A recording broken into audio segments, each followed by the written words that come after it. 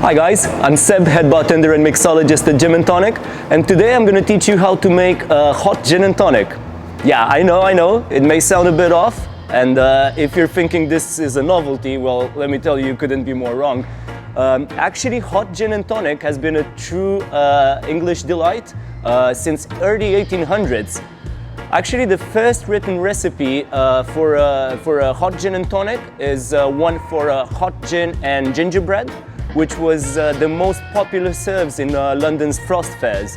London's frost fairs back in the days, they used to be held on the frozen Thames River, and yeah, winters used to be way colder back in 1800s London, okay?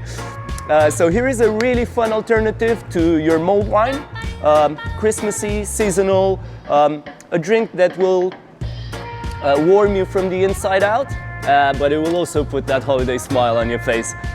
So what I'm gonna do first is I'm gonna heat up some water in my Turkish coffee pot.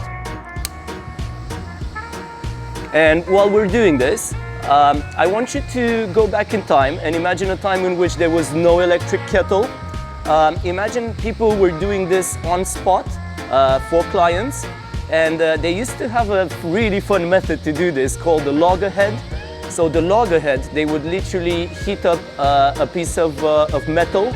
They would heat it up until turning red, and then they would just put it inside your hot gin mug,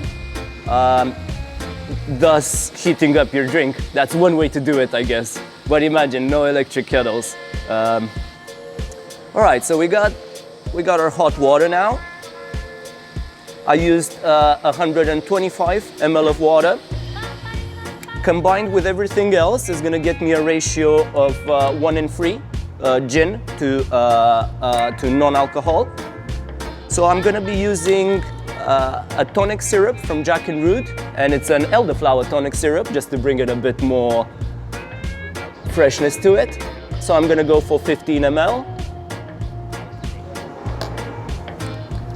And the star of the show, in this case, is gonna be our lovely Rhubarb and Organic Honey Gin from Gin and Tonic.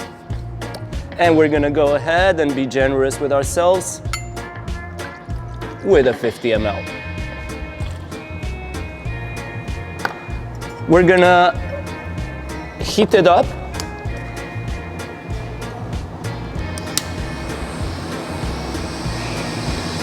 Again, you can be using a kettle. I mean, it's advisable to use a kettle for the hot water.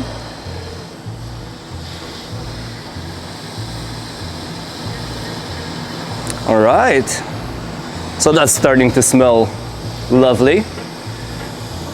We're gonna drop that in you can use a mug. I'm using a glass, but it is a thermo-resistant glass, so there is no danger there.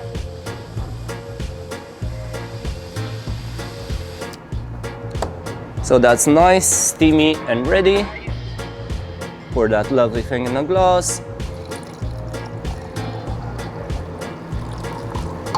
Lovely color. And we're gonna go ahead and complement that with a touch more spice, flaming cinnamon stick, something to impress the nose.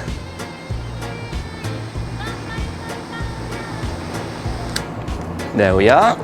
And then just to touch more on the fruitiness of the gin, I'm gonna go ahead and garnish with dehydrated cranberries as well. So there we have it, a really fun alternative to mulled wine. Happy holidays, cheers, hot gin tea.